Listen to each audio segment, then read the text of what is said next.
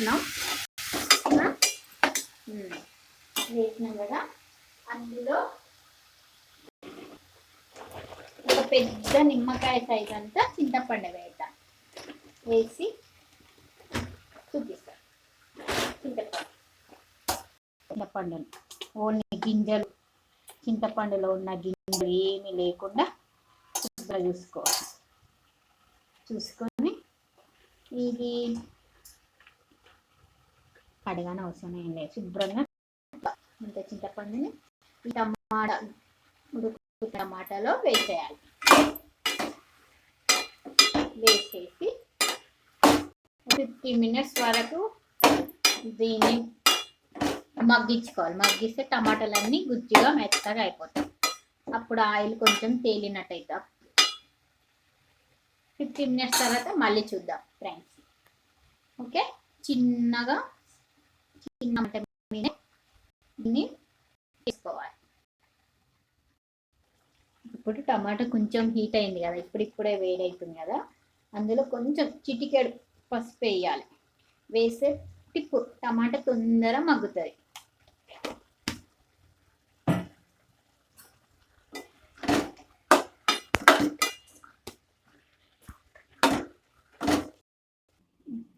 టమాటాలు మగ్గేంత లోపల ఈ 2 గడ్డలు ఎల్లిపాయలు తీసి పెట్టుకుందాం.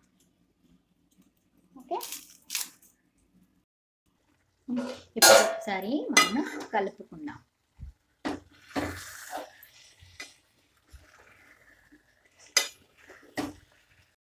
కొంచెం అడుగంటుకుంటుంది, అప్పుడు మనం కలుపుతూ ఉండాలి. కొన్ని టమాటాలు అట్లనే ఉంటే కొంచెం ఇట్లా అంటూ ఉండాలి.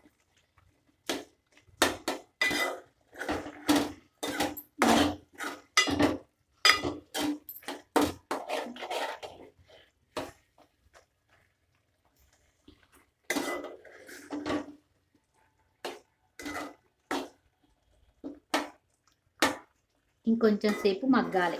ఓకే, చిన్న మంట మీద మగ్గించుకుందాం.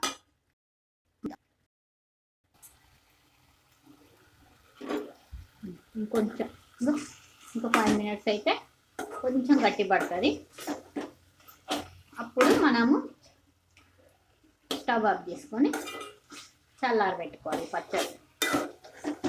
ఓకే, చాలు. ఇక్కడ కొంచెం ఇట్లా ఆయిల్ లాగా వస్తుంది, చాలు. ఇంతే, బంద్ చేద్దాం. స్టవ్ బంద్ చేసి చల్లార్దాం. ఒక మిక్సీ గిన్నె తీసుకొని ఇన్ని ఎల్లిపాయలని మిక్సీ పట్టేసుకున్నాం. ఇట్లా కచ్చపిచ్చ.